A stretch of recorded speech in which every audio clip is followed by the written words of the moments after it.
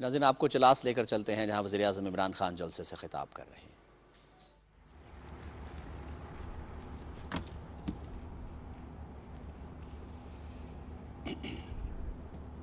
بسم اللہ الرحمن الرحیم۔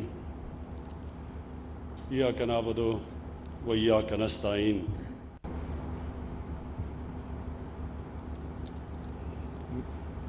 گلگت بلتستان کے لوگوں،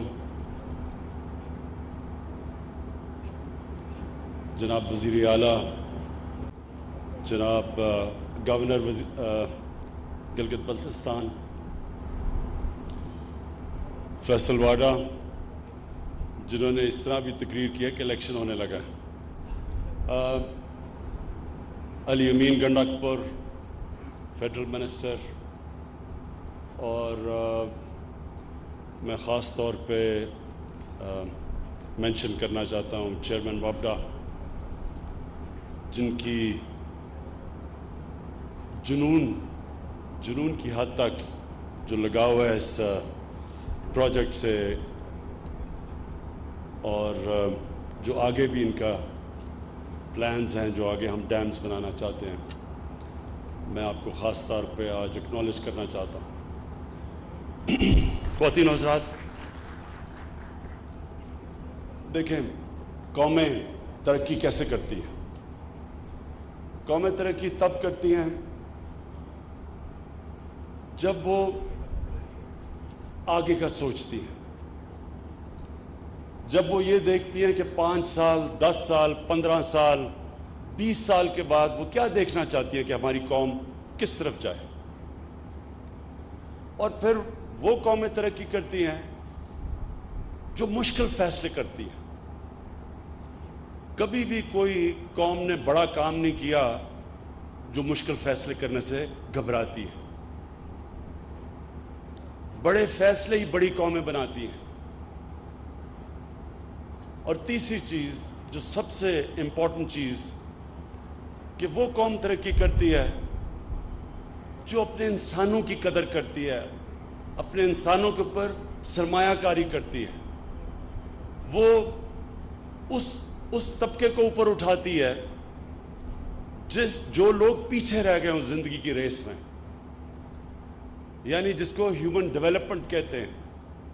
جتنا آپ اپنے انسانوں کے اوپر پیسہ خرچ کریں گے، ان کی تعلیم پہ، ان کی صحت پہ، اور اتنا ہی امپورٹنٹ کہ ان کو انصاف دینے پہ، رول آف لا جس کو کہتے ہیں۔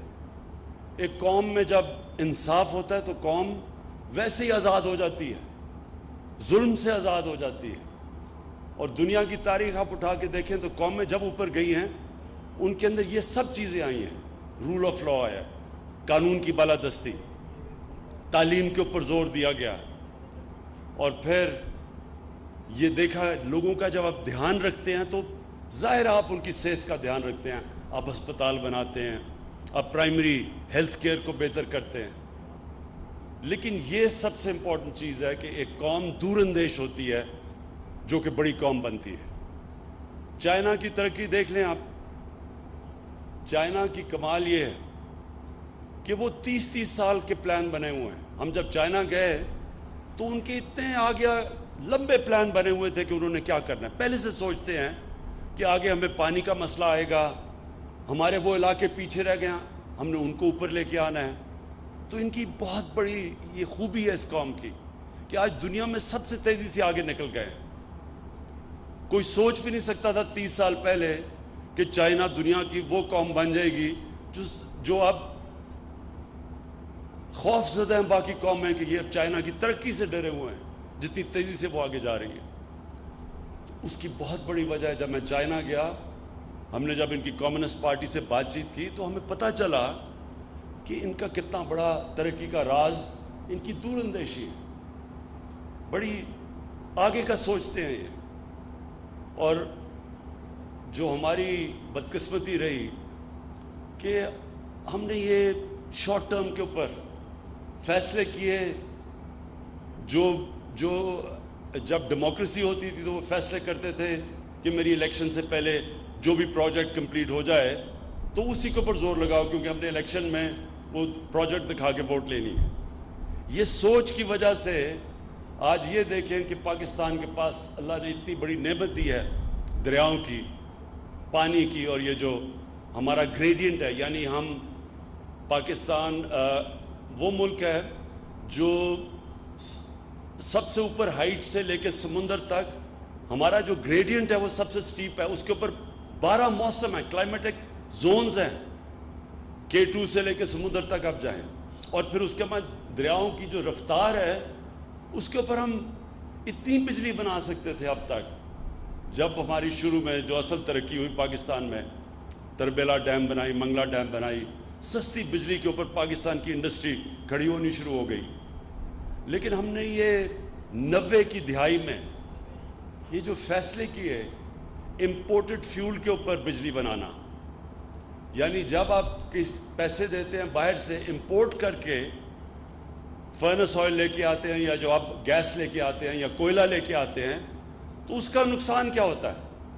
اس کا سب سے پہلے نقصان تو یہ ہوتا ہے کہ جس کو کہتے ہیں کرنٹ اکاؤنٹ, ڈالر کتنے اندر آ رہے ہیں, کتنے باہر جا رہے ہیں. جب آپ کے جو فورن ایکسچینج ریزروز کے اوپر پریشر پڑتا ہے تو کرنٹ اکاؤنٹ جب ڈیفیسٹ میں چلا جاتا ہے, یعنی زیادہ ڈالر باہر جا رہے ہیں, کم اندر آ رہے ہیں, وہ ملک کی معاشی حالات اس کے بعد نیچے جانا شروع ہو جاتے ہیں. جیسے ہی آپ کا یہ خسارہ ہوتا ہے جس کو کہتے ہیں کرنٹ اکاؤنٹ, یعنی آپ کے ملک میں کم ڈالر آ رہے ہیں, باہر زیادہ جا رہے ہیں, تو جیسے ہی خسارہ بڑھتا جاتا ہے روپے کے اوپر پریشر پڑتا ہے, روپیہ گرنا شروع ہو جاتا ہے. تو روپیہ شروع ہوا تھا ایک وقت پہ جب ہم بڑے ہو رہے تھے تو 5 روپے 10 روپے کا ڈالر تھا, تو آج روپیہ کدھر چلا گیا؟ کیونکہ ہمارے ڈالر زیادہ ملک سے باہر جاتے تھے, کم ملک میں ڈالر آتے تھے, خسارہ بڑھتا جاتا تھا. ہماری جب گورنمنٹ آئی تو پاکستان کی تاریخ کا سب سے بڑا خسارہ 20 ارب ڈالر کا خسارہ تھا جو پاکستان کی تاریخ میں سب سے بڑا تھا. تو اس کا مطلب کہ روپے کے اوپر پریشر پڑنا تھا, کیونکہ ڈالر جب کم ہوتے ہیں تو اس کا مطلب ڈالر کی قیمت اوپر چلی جاتی ہے, روپیہ نیچے آ جاتا ہے. تو جب ہم نے یہ غلط فیصلے کیے کہ ہم نے فرنس آئل یعنی باہر سے تیل امپورٹ کر کے اس کے اوپر جب بجلی بنانی شروع کی تو اس کا پریشر پڑنا شروع ہوا ہماری کرنسی پہ. یہ یاد رکھیں, جب آپ کا روپیہ گرنا شروع ہوتا ہے ساری چیزیں جو باہر سے ہم امپورٹ کرتے ہیں وہ مہنگی ہو جاتی ہیں, تو مہنگائی بڑھنی شروع ہو جاتی ہے. مہنگائی جب بڑھتی ہے سب سے زیادہ غریب آدمی کو اثر ہوتا ہے, غربت بڑھنی شروع ہو جاتی ہے. ملک کے پاس پھر وہ طاقت نہیں ہوتی کہ وہ چیزیں خریدیں جس سے ملک امپورٹ کر کے مشینری لگائے, انڈسٹری لگائے, وہ سب کچھ مہنگی ہو جاتی ہے. تو ہمیں بدقسمتی سے یہ جو ہم نے غلط فیصلے کیے, ہمارے پاس اتنی زیادہ بجلی بن سکتی تھی دریاؤں سے, ہم نے اس کے بجائے امپورٹڈ فیول کے اوپر بجلی بنانی شروع کی. اور تب سے پھر ہماری انڈسٹری کے اوپر بھی افیکٹ گیا. انڈسٹریلائزیشن بجائے ہماری بڑھنے کے ہم ڈی انڈسٹریلائز کرتے رہے. ہمارے مقابلے میں جو اور ملک تھے ہمارے سے پیچھے تھے وہ زیادہ ہمارے سے آگے نکل گئے, اور اس میں ساری ساؤتھ ایسٹ ایشیا میں ایشین ٹائیگرز ان سب کی مثال ہے ہمارے سامنے. تو یہ جو آج ہم نے اس کی بڑا فیصلہ کیا ہے, ایک ایسی پاکستان کی تاریخ کی سب سے بڑی ڈیم اب ہم بنانے جا رہے ہیں. دیامیر بادشاہ ڈیم انشاءاللہ یہ ہمارے ملک کی سب سے بڑی ڈیم ہوگی. آپ یہ سمجھ لیں کہ یہ ہماری تیسری بڑی ڈیم ہوگی.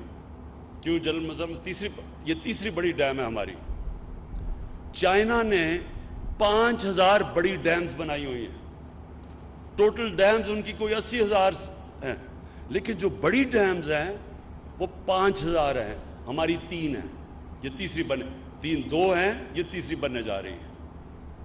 تو اس سے آپ اندازہ لگائیں کہ ہم نے یہ کتنی بڑی تاریخی غلطیاں کی. اپنے ملک کے اوپر ہم نے اپنے لوگوں کے اوپر ظلم کیا کہ جب اللہ نے ہمیں نعمت دی ہوئی تھی پانی کی, ہم نے کیوں نہیں یہ سوچا اس کا. اور یہ جو دیامیر بادشاہ ڈیم آپ کو پتہ ہے یہ آج سے 50 سال پہلے اس کے اوپر فیصلہ ہوا بنانے کا. اس کی سائٹ تو پہلے سے تھی کیونکہ زبردست سائٹ ہے اس کی, یعنی جو راک سٹرکچر ہے, یہ جو پتھر ہیں اس سے بہتر جگہ ڈیم کی ہو ہی نہیں سکتی. نیچرل ڈیم ہے, 40 سال پہلے فیصلہ ہوا اور آج جا کے ہم اس کے اوپر کام شروع ہوا ہے. تو یہ اگر آج ہم پیچھے دنیا آگے نکلی ہے اور ہم اپنے اوپر اس طرح آگے نہیں بڑھ سکے تو یہ آپ کے سامنے ایک بہت بڑی وجہ ہے. اور انشاءاللہ جو اب ہمارے پلانز ہیں اس کے بعد اور ڈیمز کے پوری بنایا ہوا ہے ہم نے کہ ہر وقفے کے بعد ہم اگلی ڈیم کے پاس جائیں گے جو دریاؤں کے اوپر بنے گی. اس سے ہوگا کیا؟ نمبر 1 کہ ہمیں کوئی روپے پہ پریشر نہیں پڑے گا, ہمارے فورن ایکسچینج پہ پریشر نہیں پڑے گا, اپنا فیول ہوگا, یعنی جو پانی ہے وہ پاکستان کا ہوگا, امپورٹ نہیں کرنا پڑے گا. دوسری چیز, اور ایک اور پاکستان کے سامنے ایک بڑا مسئلہ ہے جو آج سے ساری قوم, اب ہم اس طرف, میں نے اس ساری قوم کو اس طرف لگا دیا ہے کہ ہم نے اپنے ملک میں درخت اگانے ہیں. 10 ارب درخت ہم نے فیصلہ کیا اگانے کا. وہ کیوں؟ کیونکہ پاکستان متاثر ہو سکتا ہے آگے کلائمیٹ چینج سے, گلوبل وارمنگ سے. اس کا مطلب کہ جب ٹیمپریچر بڑھتے جائیں گے تو پاکستان وہ ملک ہے, وہ 10 ملکوں میں جدھر سب سے زیادہ نقصان ہو سکتا ہے. تو لہٰذا یہ جب آپ پانی کے اوپر بجلی بناتے ہیں تو ہم گلوبل وارمنگ میں اضافہ نہیں کرتے. جب ہم کوئلے پہ بناتے ہیں یا ہم فرنس آئل سے بجلی بناتے ہیں تو وہ گرمی پیدا کرتی ہے, یعنی گلوبل وارمنگ میں اضافہ کرتی ہے. تو دونوں طرح ہمیں فائدہ ہے, نہ ہمیں امپورٹ کرنا پڑے گا فیول اور نہ ہمارے ماحولیات کے اوپر اس کا نیگیٹو اثر پڑے گا. اور پھر جو آج کل ضرورت ہے سب سے بڑی, میری قوم کو, نوجوانوں کو نوکریاں چاہیے. مشکل وقت سے ہم گزر پہلے رہے تھے, پھر یہ کرونا وائرس کی وجہ سے جو شٹ ڈاؤن کیا گیا اس سے بہت بڑی بے روزگاری پاکستان میں پھیلی ہے. اور کیونکہ میں یہ سارا آپ کا علاقہ جانتا ہوں, گلگت بلتستان کا, اور یہاں چلاس کئی دفعہ میں آیا ہوں پچھلے 30 سالوں میں, تو مجھے تو پتہ ہے کہ یہاں سارا اوپر علاقہ ٹورزم کے اوپر کتنا ڈیپینڈ کرتا ہے. ان کی کتنی ضرورت ہے کہ یہ گرمیوں میں ٹورزم آئے, اور پھر ہر جگہ گیسٹ ہاؤسز بنائے ہوئے ہیں لوگوں نے, بڑا ذریعہ معاش ہے, آمدنی ہے لوگوں کی. تو مجھے پتہ ہے کہ کتنا متاثر ہوا ہے یہ سارا علاقہ. میں چیف منسٹر صاحب سے کہوں گا کہ SOPs کے ساتھ ابھی سے تیاری کریں کہ ان علاقوں کے اندر ٹورزم کھولنی شروع کریں. اب یہ دنیا کے اندر اس کے اوپر کافی کام ہو چکا ہے, کیونکہ ہم دنیا سے بھی سیکھ سکتے ہیں. وہاں بھی اب آہستہ آہستہ لوگ ٹورزم کھول رہے ہیں. ظاہر ہے اس طرح کی ٹورزم نہیں ہو سکے گی جو کہ یہ کرونا وائرس سے پہلے کی تھی, لیکن ابھی آپ شروع کر سکتے ہیں آہستہ آہستہ کھولنا, اور SOPs اس کے ڈیولپ کر دیں. ہم آپ کو اپنی NCOC سے آپ کو بھجوا دیں گے کہ کس طرح کے آپ کو چاہیے, اور وہ انشاءاللہ آپ کھولنا شروع کریں. لیکن مجھے سب سے بڑی خوشی چلاس کے لوگوں کے لیے کہ انشاءاللہ یہ آپ دیکھیں گے, یہ جس طرف آپ جا رہا ہے, یہ چلاس مجھے یاد ہے میں یہاں آتا تھا تو یعنی چلاس کے لوگ پیچھے رہ گئے تھے, دنیا آگے نکل رہی تھی, اور بڑا ویران علاقہ تھا. یہاں ٹورسٹ بھی یہاں اتنا زیادہ نہیں رکتا تھا, وہ اوپر چلے جاتے تھے ہنزا نگر اور دوسری طرف نکل جاتے تھے پھنڈر کی طرف اور چترال کی طرف, تو یہاں لوگ مس کر جاتے تھے.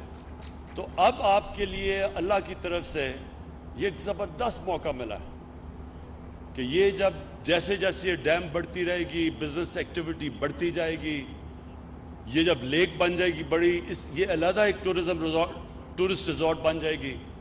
لیکن جو آپ کا کیڈٹ کالج بن رہا ہے اس سے اصل میں قومیں تو بدلتی ہیں جب ان کے بچوں کو تعلیم ملتی ہے. تو بہترین تعلیم کا جب ادارہ بن جائے گا یہاں, جو مجھے چیئرمین وابڈا نے بتایا ہے کہ बड़ा ज़बरदस्त बिल्डिंग बन रही है और उसके लिए पैसे भी एलोकेटेड हैं, तो इंशाअल्लाह आपके लिए हर तरह चलास के लोगों के लिए एक मौका मिला है, और असल में गिलगित बल्तिस्तान के लोगों के लिए ये बहुत बड़ी चीज़ है। और मुझे ये भी श्योर किया गया कि आपको बिजली मुफ्त मिल रही है, ठीक है? हाँ, बिजली मुफ्त मिल रही है आपको, जनरल मुज़ल्लम ने मुझे बताया है। तो मैं आखिर में गिलगित बल्तिस्तान के लोगों को ये कहना चाहता हूँ कि हम अगर आपके लिए हमने बजट इस बारी बढ़ाया तो वो इसलिए नहीं है कि मैं आपके ऊपर कोई एहसान कर रहा हूँ। हमारी गवर्नमेंट की पॉलिसी है कि जो पाकिस्तान के इलाके पीछे रह गए हैं और जो पाकिस्तान की अवाम पीछे रह गई है, हमारी प्रायोरिटी वो है कि सबसे पहले हम कोशिश करें उनको उठाने के लिए।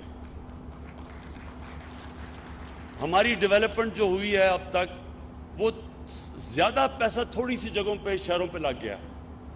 जो मुल्क का पैसा जब तक हम जो इलाके पीछे रह गए उनके ऊपर नहीं पैसा खर्च करेंगे तो वो तो और पीछे रह जाएंगे। तो गिलगित बल्तिस्तान के ऊपर हमने पूरा जोर लगाया कि आपका बजट बढ़े। जो मर्ज अब हो गया है, जो पुराना कबायली इलाका था, उसके ऊपर हम अब पूरी तरह वो, हालांकि मुश्किल हालात के अंदर हम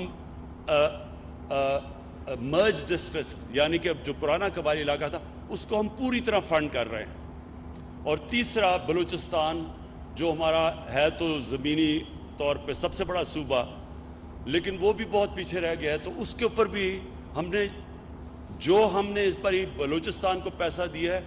कभी बलूचिस्तान के पास पहले इस तरह किसी गवर्नमेंट ने नहीं पैसे दिया मुश्किल हालात के अंदर। उसकी भी वजह यह है कि वो भी पीछे रह गए। तो मैं आपको आखिर में गिलगित बल्तिस्तान के लोगों को मुबारक देता हूँ इस डैम की। इससे आप देखेंगे, वक्त बताएगा कि इंशाअल्लाह ये चलास की ख़ास तौर पे और गिलगित बल्तिस्तान की ये तकदीर बदल देगा। शुक्रिया। वज़ीर-ए-आज़म इमरान खान चलास में अवामी इज्तिमा से ख़िताब कर रहे थे। उनका कहना है कि कौमें वही तरक्की करती हैं जो आगे का सोचती हैं और मुश्किल फ़ैसले करती हैं। हमारे यहाँ अमूमन ये होता रहा कि मुख्तसर दौरानिए के फ़ैसले किए गए, ज़ाती मफादात को मद्देनज़र रखा गया, और यही वजह है कि हम कौमों की तरक्की में बहुत पीछे रह गए हैं। पाकिस्तान में पन बिजली पैदा करने की भरपूर सलाहियत मौजूद है। इसी से सस्ती बिजली और माहौल दोस्त बिजली जो है वो मैसर होती है।